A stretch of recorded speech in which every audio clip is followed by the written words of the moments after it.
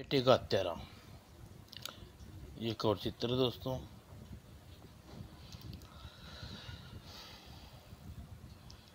एक थे ठाकुर रणवीर सिंह।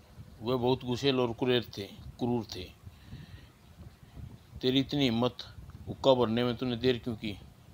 स्टॉक। उसका बेटा नीलकांत दुर्गा माँ का परम भक्त था।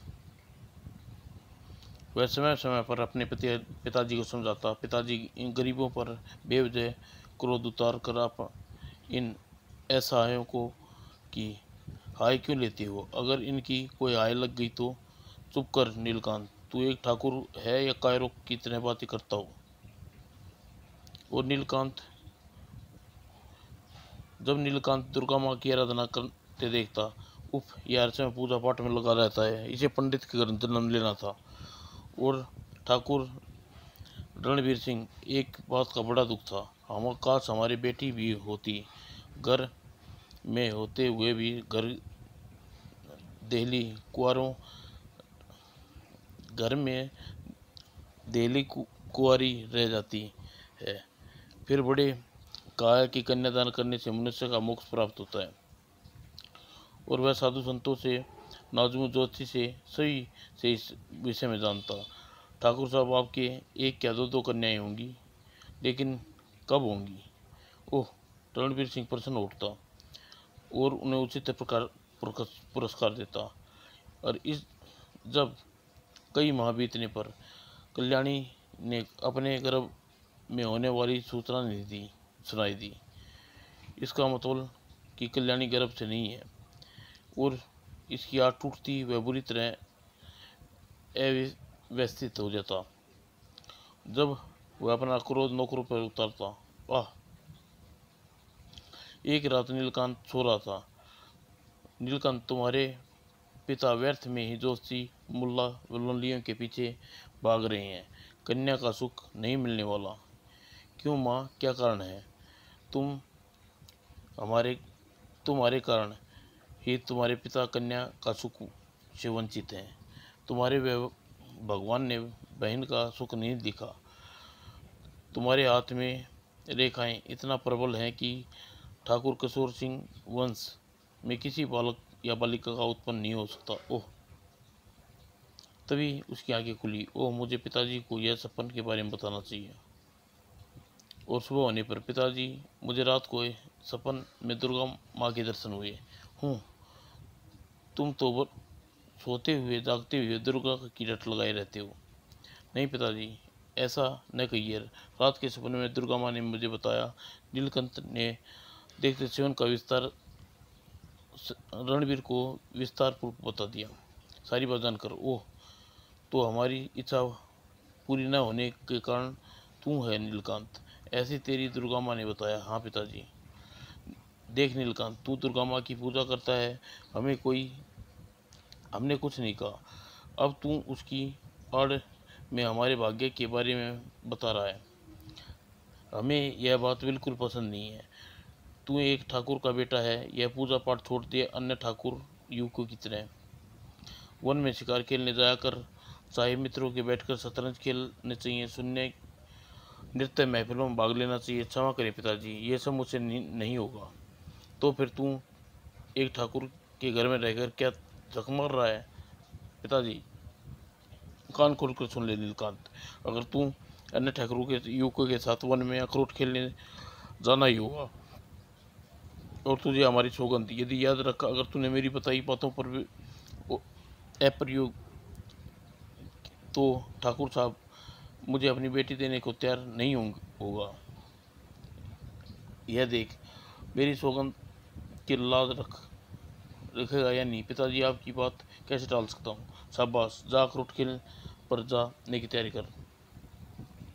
और फिर गांव के अन्य युवकों के साथ नीलकांत वन में अखरोट खेलने चला गया। मैं वन में कैसे निर्भीक युवकों को अखरोट कर पाऊंगा? और वन में पहुंचने पर तुम लोग अखरोट की खोज में निकलो, मैं कुछ देर यहाँ पूजा करके आता हूँ। अच्छा पुजारी जी। हाँ हाँ पुजारी जी, हाँ हाँ। और अन्य ठाकुर युवक जब आखेट खेलने खोज मैं वहाँ से चली गई तो नीलकांत दुर्गा माँ का ध्यान कर मैं डूब गया। दुर्गा माँ मुझे राह दिखाओ, मुझे दर्शन दो। और सिर दी, आंखें खोलो नीलकांत। और नीलकांत ने आंखें खोली। आह दुर्गा माँ, आखिर आपने मेरी पुकार सुन ली। और नीलकांत दुर्गा माँ के चरणों में लौट गया। उठो नीलकांत, और तुम जो कहना चाहती हूँ ध्यान से सुनो। और ठीक सिर दी वह उठा। ओह, यह घोड़ा कहाँ से आ गया? यह घोड़ा मैंने अपनी शक्ति से उत्पन्न किया है नीलकांत। तुम्हारी भक्ति से प्रसन्न होकर यह घोड़ा तुम्हें सौंप रही हूँ। यह घोड़ा उड़ने वाला घोड़ा है। यह इस पर सवार होकर तुम अत्यंत पराक्रम के कार्य कर सकते हो। अन्याय को दूर करने के लिए, शांति स्थापित करने के लिए बात सदैव याद रखना। यदि तुम सत्य की राह में तनिक भी विचलित हुए तो मेरी कृपा तुम पर से हट जाएगी और यह घोड़ा तुम्हें छोड़कर अदृश्य हो जाएगा। माँ, आपका आशीर्वाद हमेशा याद रखूंगा। और नीलकांत, तू यहाँ से वापस न जाना। यहाँ से अपने नगर में वापस न जाना। तो कहाँ जाऊँगा? तू यहाँ से सोमनगर राज्य में जहाँ जाकर वहाँ के प्रधानमंत्री मणिकांत से जाकर मिलना। वे इस समय बहुत मुसीबत में हैं और वहाँ के राजा सोमसेन को इस मुसीबत से जुड़े हुए तुम्हें उन लोगों की मुसीबत को छुटकारा दिलाने के बाद अपने नगर वापस जाना है इससे पहले नहीं। जो आज्ञा माँ। और सदैव सदैव सुखी रहो नीलकांत। मैं जब भी मेरे स्मरण करो मैं तुम्हारे सम्मुख प्रकट हो जाऊंगी। और यह कहकर माँ अदृश्य होगी। और तब दुर्गा माँ द्वारा शक्ति से उत्पन्न घोड़े पर नीलकांत सवार हुआ। मुझे सोमनगर ले चल उड़ने वाले घोड़े। और अगले ही पल वह नीलकांत नाले को पार करता हुआ उड़ता हुआ घोड़े पर सोमनगर की ओर चल पड़ा। और उधर वन में, ओह सोमरस कहाँ गया? यहाँ तो सरबुज का घोड़ा है। कहीं वह किसी जंगली जानवर ने अपना शिकार तो नहीं बना लिया? यदि ऐसा हुआ तो यह सुनकर रणबीर सिंह को बड़ा आघात होगा। नीलकांत उसका इकलौता पुत्र था और बहुत खोजने कर भी नीलकांत उसे उन्हें नहीं मिला। तो वह घोड़ा लेकर वापस नगर की ओर चल दिए। आज तक तुमने कोई हथियार नहीं उठाया ही नहीं, इसकी चिंता न करो। और नीलकांत, तेरे तरकस में जहरीले तीर भरे हुए हैं और तू निशाना लगाएगा वह खाली नहीं जाएगा। ओह, मैं मुंजाल से टक्कर कैसे ले सकता हूँ? तो जा, क्यों देर कर रहा है? और दुर्गा माँ अंतर्ध्यान होगी। और सिद्धि वह घोड़ा मुंजाल डाकू के अड्डे पर पहुंचा। मुंजाल डाकू अपने बंदियों और राजकुमार सुबेद को छोड़ दे वरना आज तेरी खैर नहीं। और मुंजाल ने चौंक कर ऊपर देखा। ओह, मुझे चेतावनी डालने वाला कौन है? ओह, मैं तेरी मौत। ओह, भाग जा यहाँ से वरना मारा जाएगा। ओह, ऐसा? नीलकंठ ने जहरीले तीर कमान पे चढ़ाया और और सरदार मंजल मारा गया। सरदार मारा गया और इसके साथ ही मानो तीरों की वर्षा होगी। चक चक चक। और सीधी डाकुओं का सफाया हो गया। और तत्परांत घोड़े, उड़ने वाले घोड़े, अब तू मुझे नीचे मुंजाल के अड्डे पर ले चल। और घोड़े ने नीचे उड़ान भरी और सिर दी। क्या राजकुमार सोमदत्त हैं? हाँ, आप कौन हैं? मैं मणि हूँ। यह मणि का मुंह बोला। भाई नीलकांत, तुम्हें बताने के लिए आया हूँ। ओह, अब नीलकांत ने राजकुमारी से कहा, आप आज़ाद हैं, अपने अपने राज्य जा सकती हैं। और तत्पश्चात, जाओ राजकुमार, मेरे घोड़े पर सवार हो जाओ। और नीलकांत सोमभद्र को अपने घोड़े पर सवार कर, घोड़े अब मुझे सोमनगर ले चल। और अगले पल सिर दी घोड़ा सोमनगर के राजमहल में उतरा। राजकुमार, ओ भैया, तुम कैसे हो? जालिम की कैद से छुटकारा कर लाए। पिताजी महाराज, यह युग के कारण ही संभव हुआ है। सारी बात बताकर। नीलकांत, तुम अत्यंत ही साहसी युवक हो। तुमने हमारे वंश की रक्षा की।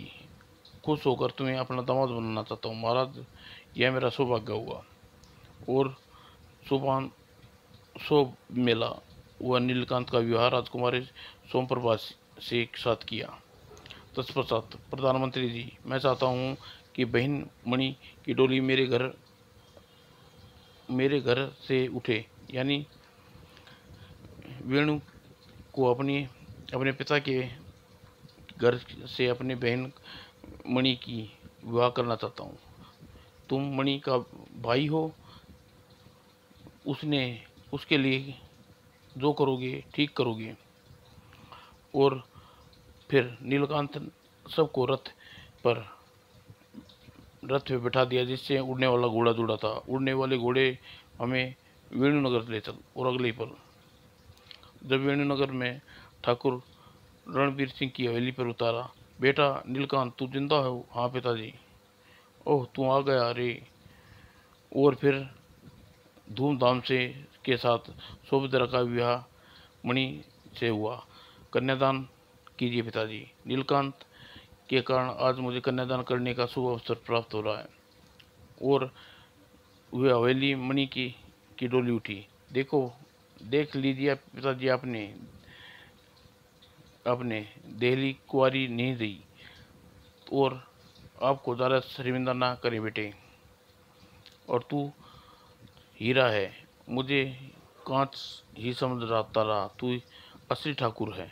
और रणवीर सिंह सीना चौड़ा हो गया। समाप्त दोस्तों।